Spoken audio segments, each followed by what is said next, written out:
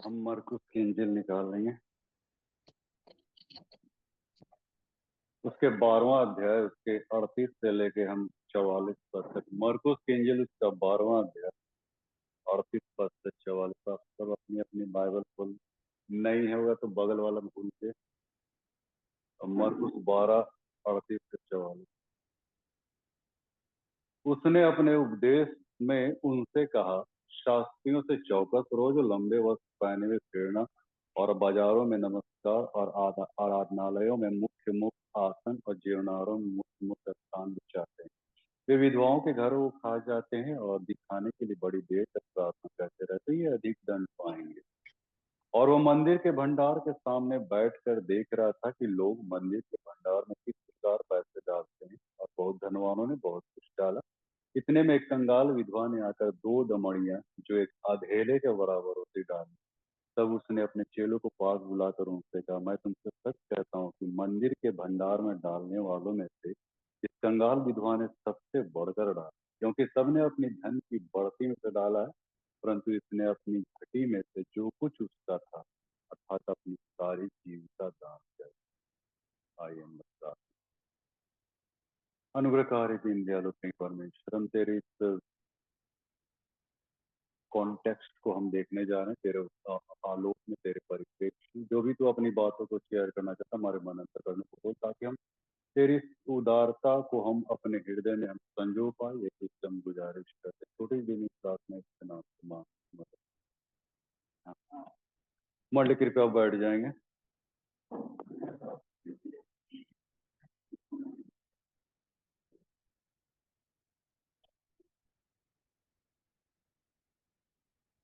भाग दौड़ में ना सारा फोकस उधरे लगा हुई जानते हैं। हाँ, तो आप लोग के पास बचा था कुछ होने, सब फोकस मैंने कन्वेंशन है में डाल दिए नहीं। फिर भी चलिए हम लोग बतियाते हैं, जो होगा मिलेगा है ना। तो आज का जो जैसा कि विषय है वो विषय वस्तु है ये उदार मन। हाँ, उदार मन, उदारता या उदार मन। हम लोग इस संदर्भ में हम लोग देखने जा रहे हैं कि उदारता क्या होती है, उदार मन क्या होता है। इस संदर्भ में हम लोग बातचीत करने जा रहे हैं। और सही में उदारता एक बहुत बड़ा एक एक गॉड गिफ्ट है सर। ये ऐसे थोड़ी मैंने हमारा प्रचार करने से आप लोग अपना पेंट का जेब मैंने पॉकेट का जेब खोल दीजिएगा सर, थोड़ी। ये मैंने एक तो मनोभाव है, एक दशा है, एक परिस्थिति है, एक ऐसी चीज है जो मतलब सब इसको नहीं पकड़ पाते, नहीं जान पाते, नहीं सीख पाते हैं। तो हम लोग बाइबल के परिप्रेक्ष्य में देखेंगे कि उदारता क्या होती है, उदार मन क्या होता है। तो इस संदर्भ में जैसा कि हम लोगों ने अभी देखा निर्गमन 35 अध्याय में, यहाँ पे वर्णन मैं करना चाहूंगा कि परमेश्वर ने मूसा को एक आज्ञा दी, मिलाप वाला तंबू बनाओ, है ना। एक ऐसा तंबू जो बनाओगे तो वहां पे मैं तुम्हारे साथ मिलके मैं आराधना करूंगा, ये स्तुति करूंगा। और परमेश्वर ने मूसा को इस बात का ऑर्डर दिया, आज्ञा पास किया, प्रोक्लेम किया, है ना।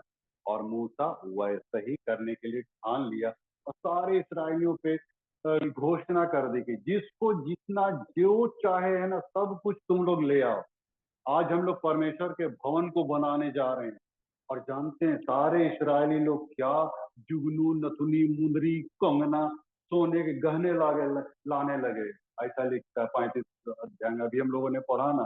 इतना उत्साह लोगों के अंदर में जग गया जब मूसा एक बार जब बोला, तो उसके बाद लोगों के अंदर में उत्साह जग गया, सोने की भेंट देने के लिए आए। और क्या कहता, जिस पुरुष के पास नीले बैंगनी लाल रंग का कपड़ा था वो हो ले आया, सनी का कपड़ा लिया, बकरी का खाल लिया, लाल रंग से रंग मेरे फूले ले आए, पुरुषों की खाली थी उनको ले आए। फिर चांदी पीतल भेंट देने वाले भी यहोवा के वैसी भेंट ले आए। फिर जिसके पास सेवकाई के लिए काम के लिए बबूल की लकड़ी थी उसको भी लाए, है ना। और जितनी स्त्रियों के हृदय में बुद्धि का प्रकाश था वे अपने हाथों से सूत काट काट कर नीले बने, स्त्रियां भी पूरा जोर लगा दिया, है ना। स्वेटर स्वेटर नहीं, मैंने कपड़ा उपड़ा जो वेदी का कपड़ा होता है ना, वैसा कपड़ा सब बुनने के लिए एकदम। और सनी के सनी के सनी का ये था वो, तो मतलब मैंने एकदम आदमी लोग ना एकदम इसराइली लोग एकदम अपने आप को झोंक दिया कहना चाहिए। मैंने अपने आप को इस कदर इन्वेस्टमेंट कर दिया कि मतलब कैसे परमेश्वर के भवन को बनाए। हाँ, आज अगर हम बोलेंगे बाउंड्री वाले के लिए पैसा दीजिए तो कुछ नहीं कर रहे हैं, नहीं। लेकिन देखिए इसराइली लोग यहाँ तक कि 36 का 6 पद में पढ़िए ना, 36 का 6 पद में क्या बोलता है। तब मूसा ने सारी छावनी में इस आज्ञा का प्रचार कराया, क्या पुरुष क्या स्त्री कोई पवित्र स्थान के लिए और भेंट न लाए।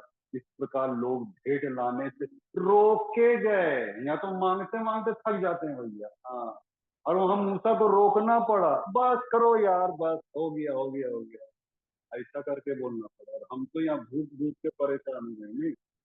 वहां तो रोकना पड़ गया मूसा। मैंने इतना, मैंने इसराइली लोग, मैंने उदारता का परिचय देखते, उदार मन क्या होता है। मैंने उदारता का परिचय कि आओ हम लोग परमेश्वर के भवन को बनाएंगे, है ना। वहां पे हम लोग परमेश्वर की स्तुति एक जगह पे हम लोग करने पाए।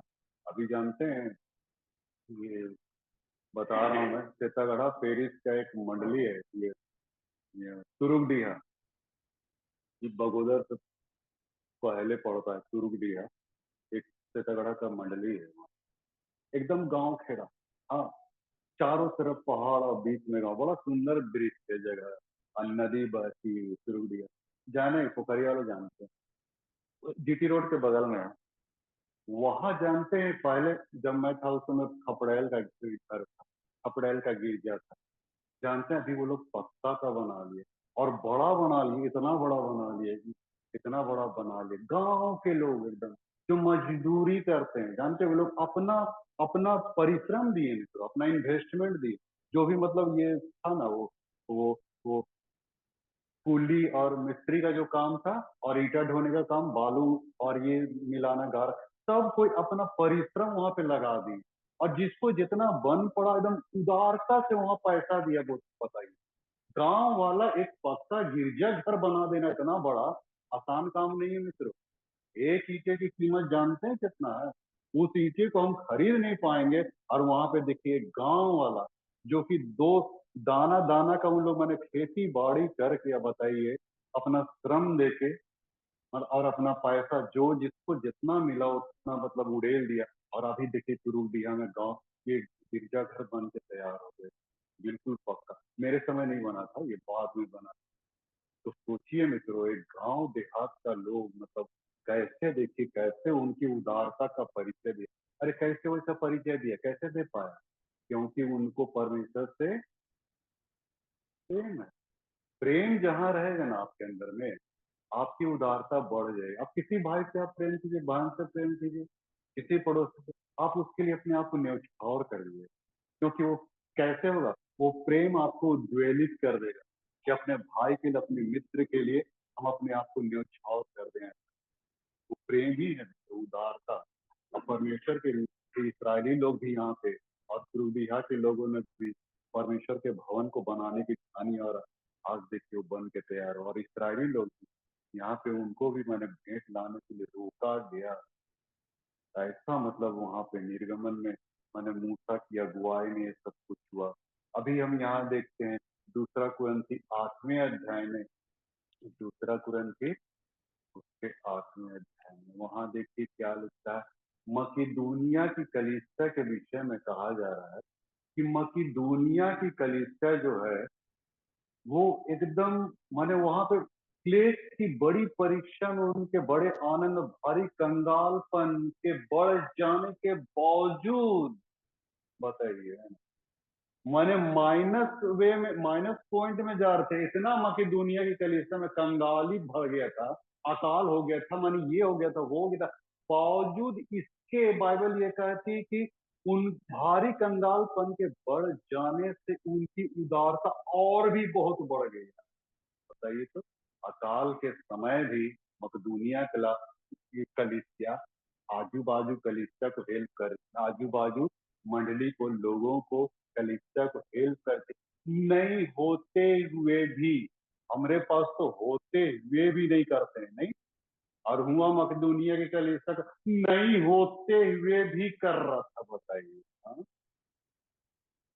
हम लोग के पास होला के बावजूद नहीं, अभी तो बहुत कड़की चल रहा है ना। अब बैंकुआ में एकदम भर रहा है एकदम, हाँ एकदम पूरा एफडी उफडी सब भर रहा है, हाँ। लेकिन फिर भी रोना रोनी है ना। बाइबल क्या कहते हैं, नीति वचन में लिखता है, जो कंगाल पर उदारता करता है, उधार देता है, वो परमेश्वर को उधार देता है। कंगाल को जो, दरिद्र को जो देता है, पैसा देता है, जैसा कुछ भी, जो कुछ भी अपने आप से जो कुछ भी देता है इन्वेस्टमेंट, वो परमेश्वर को क्रेडिट देता है। सही है। आप जाने अनजाने, बाइबल क्या कहते हैं, तुम जाने पहुनाई करना ना भूलना, इब्रानी 13 में लिखा है ना, पहुनाई करना ना भूलना, क्योंकि अनजाने में तुम स्वर्गदूत की पहुनाई कर दो। हाँ, अगर कोई भाई बहन आ गया आपके दरवाजे पे, आप टरका दीजिएगा वहीं से, हो सकता परमेश्वर हो या उसका स्वर्गदूत हो। हाँ, फिर फिर फिर ऐसे तो देखिए मित्रों, ये तो हमें ऐसा नहीं करना चाहिए मित्रों, है ना। माने मकेदुनिया की कलीसिया माइनस पॉइंट में जाते हुए भी आजू बाजू कलीसिया को या मंडी को सहायता करते हैं, क्योंकि कंगालपन के बढ़ जाने से भी उनकी उदारता और बढ़ गई। हमको एक दिन पंकज मिश्रा बोले, पंकज मिश्रा क्या बोला कि आप चर्च की ओर से लोगों के प्रति क्या सेवा करते हैं। मेरा तो बोल दिए बंद हो, मैंने नीडी पर्सन के लिए आपका चर्च क्या करता है। हम अखबार में छापना चाहते हैं, उसका आर्टिकल हम निकालना चाहते हैं। आपके पास कोई ऐसा ऐसा कोई मद हो, मद मतलब मतलब कोई ऐसी कोष, अधिकोष फंड हो, जिससे आप मतलब, तो वैसा अगर आप करते हैं तो आप हमको बताइए, तो हम मतलब उसको पब्लिश करना चाहेंगे, मैंने पेपर में। पंकज हमको एक दिन बोला, लेकिन मैं तो बगले झांकने लगा, क्योंकि हमारे पास ऐसा कुछ है भी नहीं, न चर्च की ओर से, न मंडी की ओर से ऐसा कोई भी। मतलब ये नहीं है कि हम लोगों की सेवा, नीडी पर्सन की सेवा करें, लेकिन नहीं करना चाहिए। अरे परमेश्वर ने हम लोग को इतना कुछ दिया है, बदले में अगर नीडी पर्सन, जानते हैं प्रारंभिक के लिए जब खड़ी हो रही थी, तो चेहरे लोग सिर्फ प्रचार कर रहे थे, वचन का प्रचार करते हैं, ये प्रेरितों सत्य अध्याय में। तो बहुत सारे यहूदी यूनानी लोग कुड़कुड़ाने लगे, हमारे विधवाओं की सेवा नहीं ली जाती है, उनको मतलब नीडी पर्सन की कोई उसकी आवश्यकता की पूर्ति नहीं करते हैं। तब चेलों ने क्या किया कि 7 सुनामी पुरुष जो पवित्र आत्मा से परिपूर्ण थे, उनको बुला के कलेक्ट किया, फिर उन लोग को वो काम के लिए लगा दिया, मतलब दो हिस्सा कर दिया। चेले लोग वचन प्रचार करने नहीं लगे, वो लोग इधर नहीं आए, मतलब सेवा के कामों में चेले लोग नहीं लगे, वे वचन को ज्यादा अहमियत दिए, इसीलिए वचन का प्रचार करने लगे। लेकिन 7 व्यक्तियों को, बाइबल कहती है 7 सुनामी पुरुष को वहां पे उन्होंने तय किया, उनको चुना और उनको मतलब इस काम के लिए लगा दिया।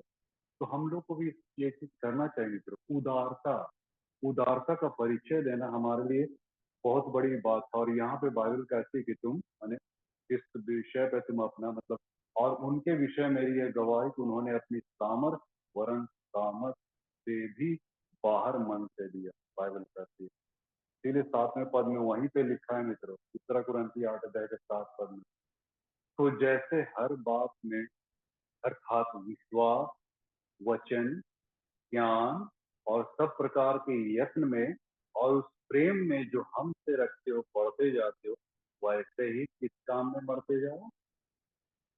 दूसरा ग्रंथ, ओकरा तो हम डिलीट कर दे वही ना।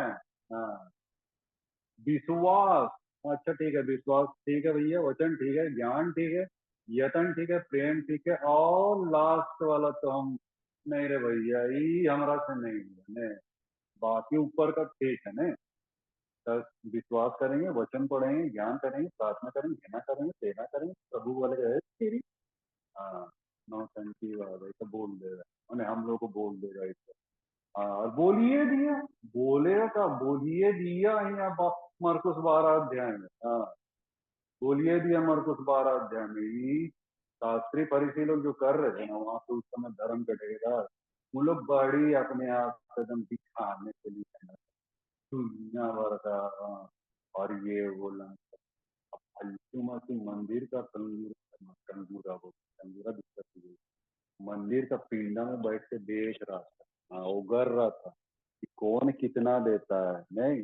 हाँ, वो वॉच करता है, हाँ परमेश्वर आपका, आपका आपका हाथ को देखेगा अभी, हाँ एलियन डालिएगा ना सब देख लेगा।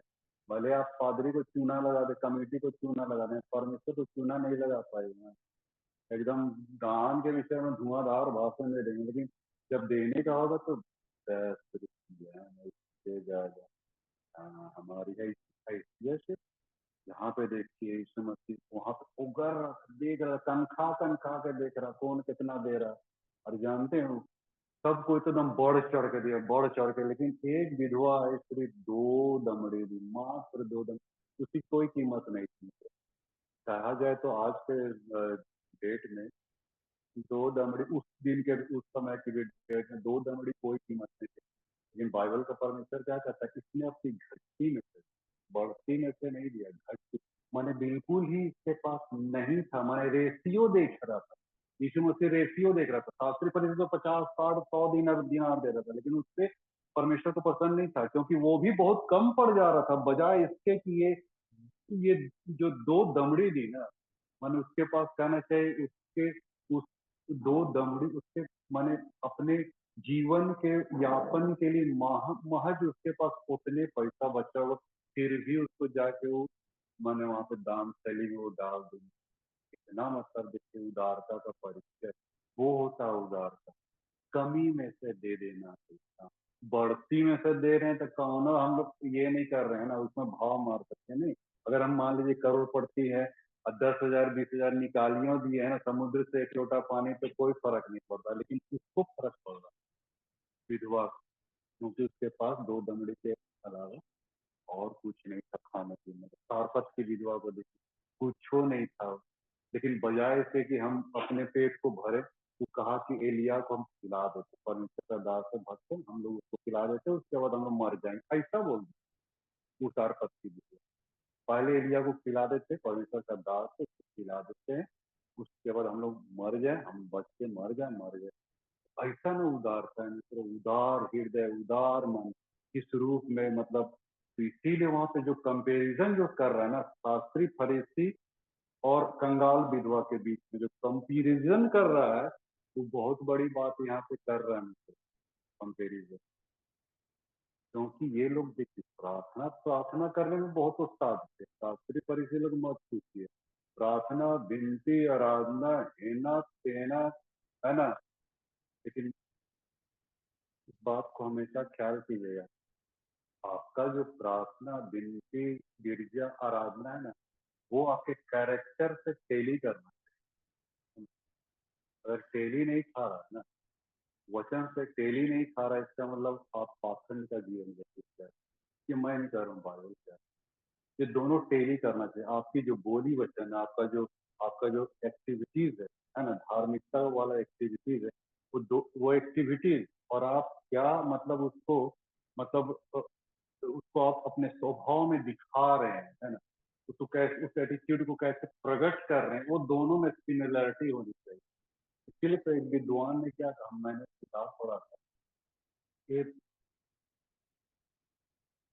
ए giving hand better than praying, समझे, a giving hand better than praying lips. मतलब एक देने वाला हाथ फार बेटर होता है, जो प्रार्थना के होंठ खुल रहे जी, है ना, जिनके होंठ प्रार्थना के लिए खुल रहे हैं, उससे कहीं ज्यादा बेटर अपने आप को, अपने जीवन को, अपने आप को कुर्बान करना, दे देना, ये सबसे बेटर है, बजाय इसके कि हम प्रार्थना में बैठते हैं। नहीं, इसीलिए तो शास्त्री पर इसीलिए प्रार्थना तो धुआंधार करते हैं, दो मत नहीं। लेकिन जहां तक उनके उनके स्वभाव का, कैरेक्टर की बात थी, जहाँ पे वो एटीट्यूड की बात थी कि वो परमेश्वर को क्या दे पाते हैं, वहां तो फेलियर हो जाए। और इसीलिए परमेश्वर बोला ये सब पाखंड और ढोंग कर रहे हैं। तो यहाँ पे बिल्कुल हम लोग को इस बात को उनको नजरअंदाज नहीं करना चाहिए, तो कितना अपने जीवन को, अपनी उदारता का परिचय दे रहे हैं। यीशु मसीह को देखिए ना, वो उदार बना, इतना उदार बना कि अपने आप को कलवरी क्रूस तक ले गया। जो अभी तो उनको जाना, उनको ये नहीं था, जाने की आवश्यकता नहीं थी, वो हम लोग को जाने की आवश्यकता थी। फिर भी बावजूद इसके हम लोग को रिप्लेस कर दिया, रिप्लेस करके अपने आप को सामने कर दिया, उदारता का परिचय दे दिया। देखिए वो कंगाल होके भी वो धनी होके भी कंगाल है, ताकि हम कंगाल होके भी हम धनी हो गए। ऐसा वहां पे बारह दूसरा तुरंत याद करते हैं। वो धनी होकर भी क्या, अरे क्या जरूरी था उसको अपना स्वर्ग राज में बैठे रहता, पिता से दाहिनी हाथ, है ना, पिता के सिंहासन में बैठे रहता, कोई जरूरी नहीं था इस पृथ्वी पे आने की और इतना मने गौशाले में जन्म लेने की और इतनी आरामदायी मृत्यु सहने की। कल ही हम लोग देख रहे थे, मैंने उसका एक एक कतरा बहाव होगा शरीर का, बताइए हम उसका दाम चुका सकते हैं? अगर हम खून का एक एक कतरा चुका बहा देना तो उसके बलिदान का हम कीमत हम अदा नहीं कर सकते। तो इस कदर उसकी साधना उस काट पे आप पैसन ऑफ द क्राइस्ट देखिएगा, आपका रोंगटे खड़े हो जाएंगे। तो एक पिक्चर है पैसन ऑफ द क्राइस्ट, और इसीलिए यहूदियों ने जानते हैं तो डायरेक्टर पे ये कर दिया था, उस पे ये कोर्ट केस कर दिया था डायरेक्टर, यहूदी लोग, कि हम लोग इतना इतना इतना हम लोग यीशु मसीह को इतना ज्यादा त्राणदायी मृत्यु हम लोग नहीं दिए, इतना ज्यादा हम लोग टॉर्चर नहीं किए थे, ऐसा करके कोर्ट केस कर दिया यहूदी लोग उस डायरेक्टर पे जो पेशन ऑफ द क्राइस्ट बनाया। लेकिन फिर भी वो जीत गया, वो डायरेक्टर जीत गया। क्यों जीता? क्योंकि वहां पे दिखाया ही गया है, मतलब पैशन ऑफ द क्राइस्ट इतना इतना जबरदस्त, मतलब और सही में हुआ। मैं दो बात नहीं हूँ, डायरेक्टर जो भी दिखाया वो ठीक दिखाया, एकदम हूबहू दिखाया, बिल्कुल एकदम इस कदर उसकी चमड़ियां उधेड़ी गई, 40 कोड़े जो पड़े इस कदर उधेड़ी गई, मतलब एक एक मैंने कोड़ा जो पड़ता था तो एकदम मांस खींच लेता था, इतना मैंने भयावह। बहुत लोग बताते हैं, हमको भी बताते हैं, खाना खा रहे हैं और पिक्चर देख रहे हैं तो उल्टी कर ऐसा बोलता है। मैंने इस कदर मैंने मार पड़ी थी, मतलब इंसान का रोंगटे खड़े। अगर हम लोग को ऐसा किया जाए मित्रों, हाँ, तो हम लोग का तो पता नहीं हस्त्र क्या हुआ। इसीलिए मैं वो कहानी को मैं याद करता हूँ, जो कि पहले ही मैं बताया था कि एक कबीला में मुर्गी चोरी होती थी। सबको उत्तर में बता दो, मुर्गी चोरी होती थी, और कौन चोर है भाई किसी को पता नहीं चल रहा था। कबीले का जो सरदार था मुखिया था, वो अनाउंसमेंट कर दिया कि जो चोर पकड़ाएगा उसको 20 कोनों की सजा दी जाएगी। लेकिन चोर पकड़ाया नहीं, चोरी बढ़ती चली गई। फिर उसने अनाउंसमेंट किया कि 30 कोनों की सजा मारो जो पकड़ाएगा, फिर भी बढ़ती गई, मुर्गी चोरी फिर भी होती है। 40-50 थोड़े मैंने वो कर दिया, प्रोक्लेम कर दिया, घोषणा कर, और अंत में पकड़ा गया। जानते चोर कौन? मैं ओकरे मुखिया के मार वो है मुर्गिया चोरा रहा है। हाँ, चोरी कर। अब तो ये भाई अभी कबीले का सरदार मुखिया अपने ऑर्डर को बदल नहीं सकते। उसने जो ऑर्डर दिया है उसको पास करना ही, क्योंकि वो राजा है, मुखिया है, और उसने आज्ञा दे दी कि 50 कोड़े मार। लेकिन एक काम किया, वो माँ को जब बांधा गया तो मुखिया अपने सिंहासन में सूख करके अपने वस्त्र को उतारे और माँ को जाके रखे, मैंने छेद दिया तो अब बोला कि कोड़े चला, और सब कोड़े चला, अगर मुखिया ने सारे कोड़े को अपने पीठ पे खा लिया। दोषीदार कौन है? सजा किसको मिली? माँ को मिली। लेकिन मुखिया जानता था, अगर माँ को 50 कोड़े मारे जाए तो माँ जिंदा,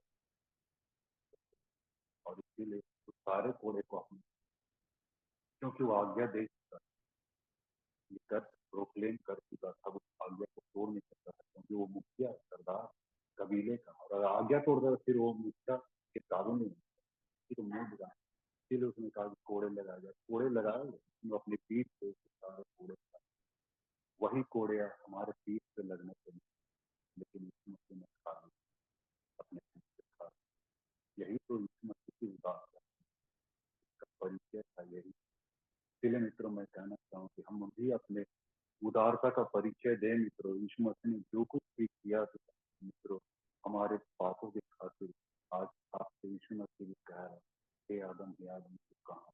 हमारे पोजीशन क्या, हमारी स्थिति क्या है, उस बात को हम लोग सीखे जाने मित्रों, पहचाने मित्रों, है ना। और अपने जीवन को हमेशा दूसरों के लिए, अरे अपने लिए तो हम लोग बहुत जी लिए, बहुत जिंदगी अपने लिए जी लिए। अब जीना है तो मित्रों दूसरों के लिए जिए। मसीह जीवन दूसरों की जीने के लिए जिंदगी, अपने लिए नहीं। इसका मतलब आप स्वार्थ के लिए जिए, अपने अपने रोजी रोटी, अपने पेट, अपने परिवार, अपने यीशु के लिए जिए नहीं। अरे यीशु मसीह भी अपने लिए कहाँ जिए? 30 दिन की 37.5 साल तक वो जिया तो सिर्फ दूसरों के लिए जिया, अपने लिए कभी कुछ नहीं जिया। कहाँ सोता था, कहाँ रहता था, कहाँ खाता पीता था, उसको कुछ पता नहीं, बस ऐसे घूमते रहता था इधर उधर। दूसरों के लिए एकदम बहुत उसके अंदर पीड़ा, कैसे किसको बचाएं, कैसे किसी बीमारी को से नजर, कैसे क्या करें, एकदम हमेशा उनके अंदर। हम कितना सोच रखते हैं दूसरों के लिए, जरा भी सोच नहीं रखते हैं। तो आज के डेट में अगर कहा जाए, हर इंसान आज स्वार्थ में जी रहा। बाइबल कहती है, फिलिपी की पत्री में लिखता है, वो हर इंसान स्वार्थ में जी रहा है, हर व्यक्ति अपने लिए सोच रहा है। सही में सिर्फ अपने लिए, अपनी जिंदगी को अपने खत नहीं मित्रों, इस जिंदगी को बचाना है मित्रों, अपनी इस जिंदगी को तो दूसरों के लिए जीना चाहिए, जैसा यीशु मसीह ने। इसलिए तो यूहन्ना 3:16 में क्या कहा, परमेश्वर ने जगत से ऐसा प्रेम किया ताकि जो कोई उस पर विश्वास करे वो नाश न परंतु नहीं हुआ। लेकिन पहला यूहन्ना 3:16 क्या बोलता है? यूहन्ना 3:16 तो बोली, पहला यूहन्ना 3:16 इसी के सिमिलरिटी में, जैसे परमेश्वर परमेश्वर ने हमसे ने प्रेम ऐसा किया। प्रेम किया कि उसने अपना इकलौता पुत्र दे दिया। हाँ यूहन्ना, ये तो यूहन्ना 3:16 का है। अभी आवाज आई यूहन्ना 3, पहला यूहन्ना 3:16 में, तो जैसे परमेश्वर ने हमसे प्रेम किया और अपना अपने आप को दे दिया, वैसे हम भी अपने भाइयों के लिए वैसे ही प्रेम करें। पहला यूहन्ना 3:16, 3:16 में परमेश्वर ने हमसे प्रेम किया, और पहला यूहन्ना 3:16 में हमको अब लोगों से प्रेम करना है। देखिए दोनों के बीच बहुत बड़ा अच्छा सिमिलरिटी है। हाँ, पहला यूहन्ना 3:16 कि इस बात को हमेशा 3:16 तो हम बड़ा कंठस्थी याद है। अरे एक ही बार में हम इन पहला यूहन्ना 3:16 नहीं याद है। नहीं नहीं तो हम लोग को अब पहला यूहन्ना 3:16 में आ जाए। परमेश्वर जो कर दिया तो कर दिया है ना। आज से 2024 साल पहले वो तो अपना काम पूरा करके चला गया। अब बचे हम लोग। हाँ, अब परमेश्वर देख रहा ऊपर से है ना, वो कर रहा है। हाँ, ऊपर से उगर हम लोग को देख रहा है। हम बोले हैं तुम लोग कितना का करते हो बाबू, आप देखते हैं। हाँ, उसके बाद आते हैं ना सोता लगे। हाँ, जो सोता हमसे पड़ा था ना, जो कोड़ा अभी लेके आते हैं ना, ऐसा करके परमेश्वर बोलेगा, हम नहीं बोलते, परमेश्वर बोलेगा। तो उदारता का परिचय है मित्रों, ये बहुत बड़ी हमारे लिए एक कहानी मैंने पढ़ी थी, उसको बताते हैं। एक राजा,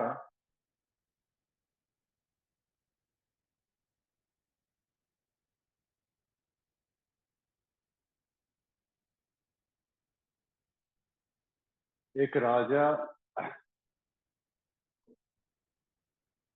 प्रजा का मुआयना करने के लिए चला गया, गांव में चला गया, इधर उधर चला गया। तो देखा कि एक तो किसान पेड़ के नीचे बैठा हुआ, बहुत ही गमगीन दशा में, ये वो बहुत। तो राजा ने सोचा कि चलो भैया इसको हम थोड़ा सा कुछ दे दे ताकि इसका भविष्य बन जाए, या फिर ये कुछ अपने पैरों पे खड़े हो जाए, या फिर अपने आप कुछ स्टेबिलिटी कर पाए। इसीलिए उसने सोचा कि डायरेक्ट देना ठीक नहीं है, तो झूठ मूठ का उसके खेत में से एक तो मैंने कंगन कंगन उठाया, सोने का कंगन उठाया, और उस किसान को देते बोला, ये रख लो, ये रख लो, ये तुम्हारा मैंने सोने का कंगन। ये बोला मैंने, मेरा नहीं। किसान सीधे बोल दिया, मेरा नहीं है, ये किसी और का होगा, किसी और का गिरा हुआ। नहीं, तुम्हारे खेत में से अभी पाए तो, ऐसा राजा बोलता। उसको मतलब उसके लिए भलाई कर रहा है, लेकिन वो बोलता कि नहीं, मैं नहीं ले सकता, जो चीज मेरा नहीं है, मैं किसी और का। मैंने एक खुददार व्यक्ति, किसान, तो बोला कि मैं लूंगा नहीं। मैं सिर्फ अपने अपनी मेहनत से कमाता और खाता हूँ। तो राजा पूछे कितना कमाते? बोला 4 आना। कहानी ऐसे आना होना उसमें कहते हैं 4 आना। फिर राजा उपहास करने लगे, 4 आना, 4 आना में कहा होगा जी, 4 आना में। बोला 4 आना, 4 आना, 4 आना मेरे लिए बहुत मेहनत चाहिए, बहुत खुददार व्यक्ति थे, ऐसे लोग इस बात को होता है 4 आना। तो 4 आना में क्या करते? तो बोलता है 4 आना में एक आना कुआं में डाल, एक आना कुआं में डाल देते हैं, और एक आना हम कर्ज चुका देते हैं, और एक आना उधार दे देते हैं, क्रेडिट, और एक आना जमीन में गाड़ देते हैं। अब राजा तो मैंने दिमागे उसका घूम गया भैया, इसका मतलब क्या है भाई? तो बोला कि मतलब समझाओ, तुम ये क्या बोलने जा रहे थे? एक आना कुआं में डाल देते हैं, एक आना का कर चुका देते हैं, एक आना का उधारी देते हैं, एक आना का मिट्टी में टोप देते हैं। तो वो समझाया इस बात को किसान, एक आना जो हम कुआं में डालते हैं उसका मतलब है कि मैं अपने परिवार का भरण पोषण, ये कुआं, मैं अपने परिवार का भरण पोषण करने के लिए एक आना, और एक आना जो बोला कर्ज में देते हैं, कर्ज चुकाते हैं, ये क्या है? कर्ज चुकाते हैं, तो बोला ये कर्ज अपने माता पिता की सेवा में एक आना लगा दे, क्योंकि माता पिता ने मुझसे भी पास उससे बड़ा, उस कर्ज की अदायगी इस एक आने के द्वारा मैं कर रहा हूँ, उस माता पिता की सेवा कर, क्योंकि उसका कर्ज मेरे ऊपर है। राजा एकदम भूख चक्कर है, इतना बड़ा बड़ा बात दे। फिर बोला एक आना जो उधार देते हो क्या करता है? क्रेडिट। बोला ये जो उधार मैं देता हूँ ये अपने बच्चों के भविष्य के लिए करता हूँ। आज मैं उसको क्रेडिट दे रहा हूँ, कल को ये बच्चे लोग मेरी हेल्प करेंगे, इसीलिए मैं उसको क्रेडिट के तौर पे एक आना बच्चों के ऊपर में खर्च कर, बड़ी बड़ा बड़ा बहुत अहमियत बात है। और बोला एक आना, और एक आना तुम क्या करते हो जो मिट्टी में गाड़, ये एक आना मैं अपने भविष्य के लिए सुरक्षित रख लेता हूँ, ताकि आने वाले समय यदि मुझे कुछ ऐसा हुआ तो मतलब मेरे परिवार या हमें उस एक आने से हम अपना उसको हम मैंने स्टेबिलिटी हम कर सके, इसीलिए मैं भविष्य के लिए कहना चाहिए कि बैंक में जमा कर देते, ऐसा समझने की कोशिश करो, मिट्टी में गाड़ता हूँ मतलब वो एक आना एक डिपॉजिट जगह पे वो कर देता है, डिपॉजिट कर देता है। तो ये चार आने का हिसाब जो राजा को जो सुनाया ना, राजा का भी मतलब बोला कि बाप रे इतना उदार था, राज्य में इतनी बड़ी माने शिक्षा कोई दे सकता है? नहीं, ऐसा राजा के अंदर उत्पन्न हुआ ये सारी बात। और उसने उन चार आने के विषय में जो बताया, सही में अपनी उदारता को कुछ इस रूप में पेश किया ना, न सिर्फ अपने परिवार के लिए, माता पिता के लिए, बच्चे के लिए, बल्कि अपने भविष्य के लिए या फिर दूसरों को ही करने के लिए, यानी इस रूप में उस पैसों का जो उपयोग मात्र महज चार आना, भले उसके पास और कुछ था नहीं था, लेकिन वो चार आने उनके लिए बहुत अहमियत रखते थे। आज हमारे पास देखिए बहुत सारे आने हैं पड़े हुए हैं ना, घर में, बैंक में बहुत सारे पैसे हैं, बहुत सारे फंड्स है, बहुत सारे ऐसे एफडी है, इंश्योरेंस है, ये है, बहुत सारे पॉलिसी में लेते हैं। पता नहीं कब आपकी पॉलिसी या फिर आपका इंश्योरेंस आपका ज्यादा सारा पैसा स्कैम हो गया तो एक ही बार में झड़ा जाएगा मित्रों। जामताड़ा बहुत खतरनाक जगह है। एक दिन हम लोग हजारीबाग से आ रहे थे, तो एक जन किसी को बोला हम लोग जामताड़ा से गुजर रहे हैं, फोन ऑफ कर दो। हाँ, ऐसा भी मतलब माने यहाँ इतना खौफ है जामताड़ा का। हाँ, एक बार स्कैम हो गया तो पूरा झाड़ू मार देगा आपका बैंक, आपका कोष में, आपका अकाउंट में खाली हो जाएगा, का आप पैसा जमा के करके कीजिएगा। इसीलिए जहां तक हो सके उदारता का परिचय दीजिए मित्रों, और उदारता का हृदय आप परमेश्वर, और उदार व्यक्ति वही हो सकता है जो परमेश्वर के अनुग्रह को चखा है, जो उसकी उदारता को चखा है, समझा, उसके प्रेम को जाना है, तो वही व्यक्ति उदार हो सकता है, अदरवाइज नहीं। हम कितनों उदारता उदारता बोले, लेकिन वो थैलिया में 10 रुपया से ज्यादा नहीं डलाएगा, हम समझ रहे हैं ना। आप फिर गाना गाएंगे, सब मैं देता हूँ, हाँ बड़का सब, हम लोग झूठ मूठ का हम लोग नो ये करते हैं नहीं। हाँ, अभी अभी अभी गवाएंगे ना अभी। हाँ, अभी 125 नंबर को गाना गाएंगे, ठीक है। और परमेश्वर दब देखेगा वो करते रहता है परमेश्वर। हाँ, तो परमेश्वर आप सबों को समझ की आत्मा दे मित्रों, और हम अपने जीवन को प्रभु के प्रति और भी उदार। आइए हम लोग प्रार्थना में करेंगे। प्रेम पिता, हम तेरा धन्यवाद देते हैं पिता कि तूने जो उदारता कलवरी क्रूस पे दिखाई, जिसके हम हकदार भी नहीं थे प्रभु, कि हम तेरे प्रेम और अनुग्रह के हम उस जुरिडिक्शन में आते पिता। हम लोग तो मतलब बिल्कुल न्याय के अधीनस्थ थे पिता। अगर तू हमारी लेखा लेने लगता पापों का तो हम आज किसी भी रूप में हम लोग आज बचते नहीं। यदि आज हमारी जिंदगी चल रही, हमारा घर चल रहा, परिवार तेरी वजह से, वरना अपनी हैसियत क्या, तेरी इस उदारता महानता के लिए हम तहे दिल से तेरा शुक्रिया अदा करते, फिर से इस जून को तेरे हाथों में सौंप देते, अपनी आत्मा को यहाँ मर रहा है। हर एक के अंदर में पाया हुआ प्रार्थना ताकि हर व्यक्ति तेरी महानता और उदारता को अपने हृदय में संजो पाए। छोटी सी दिन प्रार्थना ईश्वर के नाम से